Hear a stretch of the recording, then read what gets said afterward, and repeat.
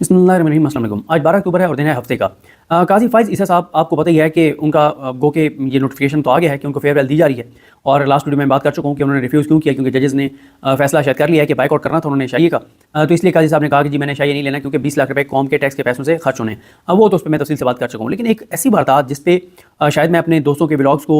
ज़्यादा फॉलो नहीं कर सका, पता नहीं किसी ने इस मौजू पर बात की है या नहीं की, लेकिन जो रोस्टर आया है अगले हफ्ते का, मेरे लिए तो उसमें बड़ी खबरें हैं। देखें, जब हम ये कह रहे थे कि हुकूमत अगर ये इरादा रखती है कि वो आइनी तरमीम करना चाहती है और वो आइन पर वार करने जा रही है और वो अदलिया पर हमलावर होने जा रही है, तो दूसरी तरफ हमें ये उम्मीद थी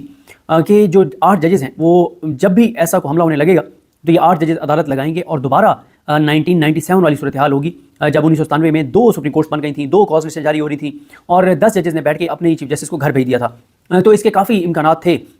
कि दोबारा जजेस बैठेंगे और बैठ के और काजी फ़ाइज़ ईसा को 25 से पहले ही घर भेज देंगे कि जिस तरह से काजी फ़ाइज़ ईसा साहब सहूलतकारी कर रहे हैं इस निज़ाम के साथ निज़ाम की।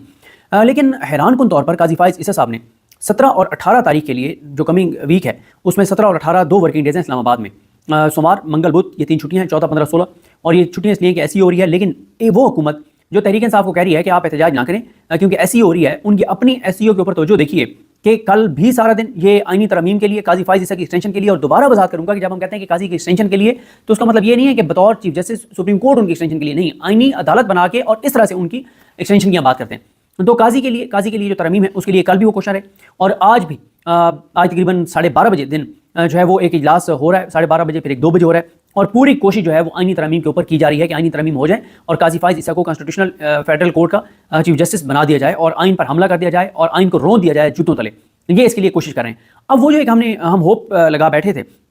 कि जैसे ये पाकिस्तान के आइन पर हमलावर होने लगेंगे और पाकिस्तान की बका और सलामती को खतरे में डालने लगेंगे, तो साथ ही 8 जजेस बैठ जाएंगे और उनकी तादाद 10 भी हो सकती है। तो वो बैठ के और काजी फ़ाइज़ ईसा को काम से रोक देंगे और इस आइनी तरमीम का रास्ता भी रोक देंगे। लेकिन और यहाँ पर ये भी बता दूं कि हमारे दोस्त उस्मान गुजर ने एक सवाल किया था बैरिस्टर अली ज़फ़र साहब से और उन्होंने कहा था कि बिल्कुल ये मिसाल मौजूद है कि जजेस ने बैठ के अपनी चीफ जस्टिस को घर भेज दिया था, ये मिसाल माजी में मौजूद है। लेकिन अब ये हुआ है कि काजी फ़ाइज़ ईसा और जस्टिस अमीनुद्दीन खान, ये आपको पता ही है कि 2 रुकनी कमेटी है जो जजेस जो बेंच तश्कील देती है। 19 सितंबर को जरदारी ने काजी फ़ाइज़ ईसा को की आमरीत को तक़वियत देने के लिए एक ऑर्डिनेंस जारी किया था, जिसके बाद काजी फ़ाइज़ ईसा ने उसी दिन 19 सितंबर को ही उन्होंने क्या किया था कि उन्होंने कमेटी से मुनीब अख्तर साहब को निकाल के अमीनुद्दीन खान को ऐड कर लिया था। उसी दिन इजलास बुला लिया था। उस दिन फिर वो थे नहीं मंसूर अली शाह साहब, फिर सोमवार को रखा और मंसूर अली शाह साहब जो हैं वो सोमवार को भी उन्होंने बैठने से इनकार किया और उन्होंने फिर लेटर भी लिख दिया था। अच्छा, यहाँ पे मैं आपको एक टेक्निकल चीज़ समझा दूँ अपने देखने वालों को कि ये जो कमेटी बनाई गई थी प्रैक्टिस प्रोसीजर के तहत, इस कमेटी ने तमाम बेंचेस की तश्कील करनी थी और 2 तरह की जुरिडिक्शन होती हैं, एक 184(3) है, एक 185 है।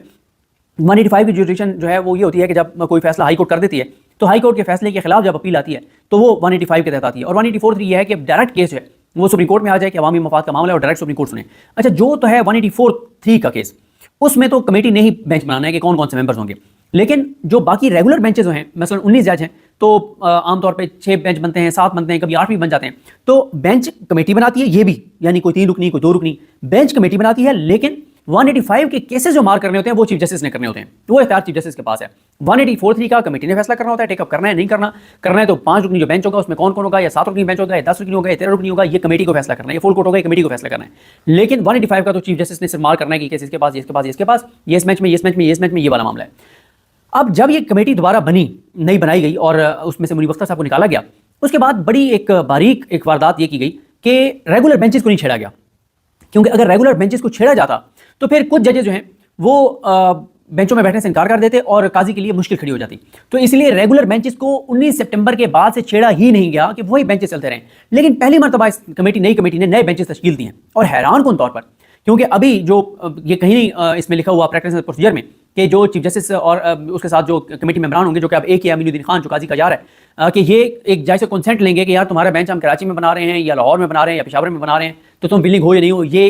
कहीं पे लिखा हुआ नहीं है। तो अभी तक तो यही है कि ये बेंच कमेटी ने बनाए हैं काजी फ़ाइज़ ईसा और अमीनुद्दीन खान ने। और हैरानकुन तौर पर जुमेरात और जुमा यानी सोमवार से ही इन्होंने वैसे उनके बेंच बना दी हैं। जो 8 जजेस हैं अक्सरियती फैसला देने वाले, उनमें से 3 जजेस को भेज दिया गया है कराची और पीछे 5 जजेस रह गए। 5 में से 4 जो हैं उनके बेंचेस इस्लामाबाद में हैं और एक मुनीब अख्तर साहब जो हैं वो छुट्टी पर होंगे 17 और 18 को भी, लेकिन 4 उनमें से इस्लामाबाद मौजूद होंगे, लेकिन 3 जज जो हैं वो भेज दिए गए हैं कराची। अब मैं आपको बताता हूँ कि रोस्टर किस तरह से है और कौन कौन से जज हैं कराची। کیونکہ دیکھیں اگر جو حکومت اب دوبارہ پلان کی بیٹھی ہے کہ وہ 17 کو پیش کر دیں گے، ادھر سے SCO ختم ہوگی، اور اب تو شیریں رحمان صاحبہ یہ بھی کہتی ہیں، بلاول بھٹو زرداری یہ بھی کہتے ہیں کہ حکومت تو 2 تا اکثریت پوری کر کے بیٹھی ہوئی ہے، اور شیریں رحمان صاحبہ یہ بھی کہتی ہیں کہ حکومت کے پاس اور پیپلز پارٹی کے پاس مولانا فضل الرحمان نہ بھی ہوں تو پھر بھی نمبر گیم پورا ہو کہ مولانا صاحب نے اس چیز کو بے شرمی قرار دیا ہے۔ اب اگر یہ 17 کو لے آتے ہیں تو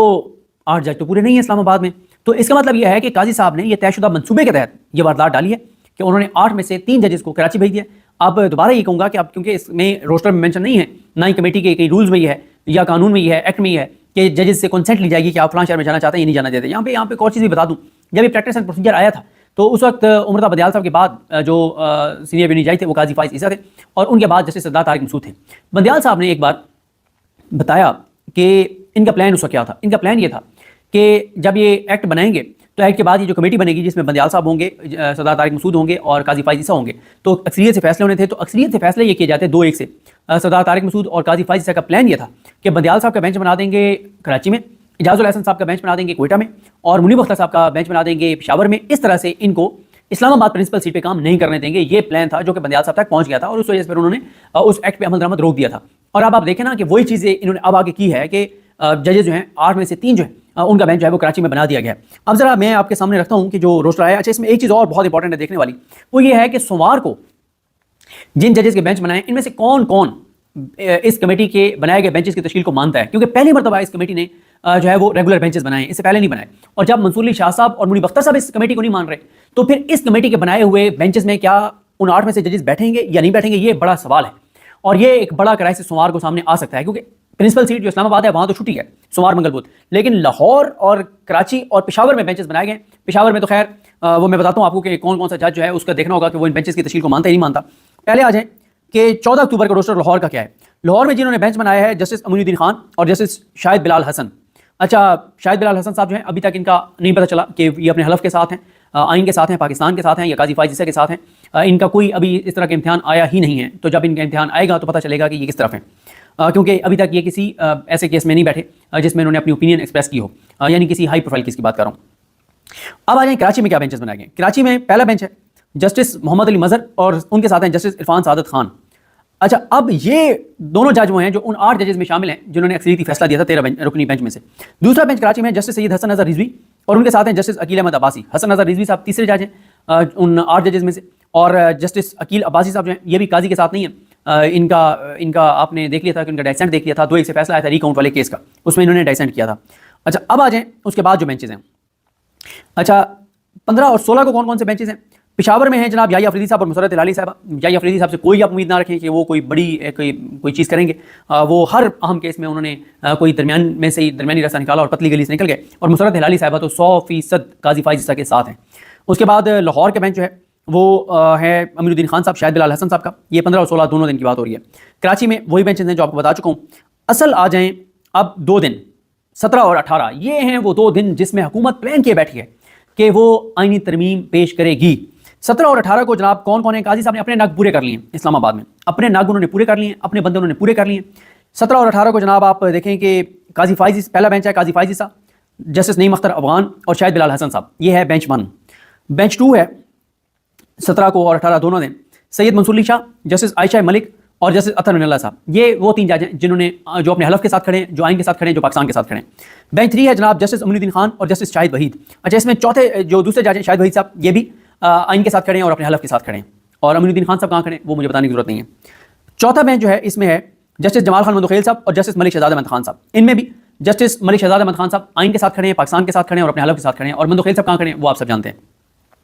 اب سردار طارق مسعود جو ہے وہ چیمبر بار کریں گے، پشاور میں وہی بینچ ہے، کراچی میں 17 اور 18 کو وہی بینچز ہیں، یعنی 17 اور 18 کو 3 جج جو ہیں 8 میں سے وہ ہیں کراچی، منیب اختر صاحب چھٹی پر ہیں، اور جسٹس مظہر عالم میاں خیل وہ بھی چھٹی پر ہیں 17 اور 18 کو۔ اب آ جائیں اس بات کے اوپر کہ قاضی صاحب نے اپنے نگ پورے کر لیے ہیں جو ان کے ساتھ کھڑے ہیں، قاضی فائز عیسیٰ خود، نعیم اختر افغان، امین الدین خان، جمال خان مندوخیل، یہ انہوں نے اپنے جج جو ہیں وہ پورے کر لیے ہیں، اور ان میں سے جو ہے یہ جج اب قاضی صاحب نے اپنے جج یہاں پہ رکھے ہوئے پورے۔ اور اب سوال تو یہ بھی ہے کہ اگر اس دن یہ سارے ججز کو بیٹھنا پڑ جاتا ہے تو اس میں بھی دیکھنا ہوگا کہ اگر ایک لمحے کے لیے ہم بات کرتے ہیں کہ اس دن عدالت لگانی پڑ جاتی ہے، کوئی معاملہ ایسا آ جاتا ہے، پہلی بات یہ ہے کہ قاضی صاحب تو لگائیں گے نہیں، اور اگر جو ججز اپنے آئین کے ساتھ کھڑے ہیں، پاکستان کے آئین کے ساتھ اور حلف کے ساتھ کھڑے ہیں، تو ان کی جو کنفرم جو پتہ ہے کہ وہ اس دن عدالت لگا سکتے ہیں، وہ ہیں جناب 3 یہ، یعنی منصور علی شاہ صاحب، عائشہ ملک صاحبہ، عطر من اللہ صاحب، شاہد وحید صاحب اور کسی حد تک ملک شہزاد صاحب بھی ان کے ساتھ بیٹھ سکتے ہیں. تو یہ 5 جج. ویسے ہی اب ججز کی تعداد 10 ہے، لیکن 3 ادھر بھیج دیے ہیں اور منیب اختر صاحب چھٹی پہ ہیں. اور قاضی صاحب نے اپنے جج کتنے پورے رکھے ہوئے ہیں، قاضی فائز صاحب، نعیم اختر افغان بھی ادھر، اور امین الدین جمال خان مدخیل، یہ جج جو ہیں. اور ظاہر ہے یہ سردار دارالحکومت چیمبر بار کر رہے ہیں تو ان کو بھی بٹھایا جا سکتا ہے، اور یہ ساری صورتحال ہے. تو اب یہ بڑا اہم ہے کہ 17 اور 18 کو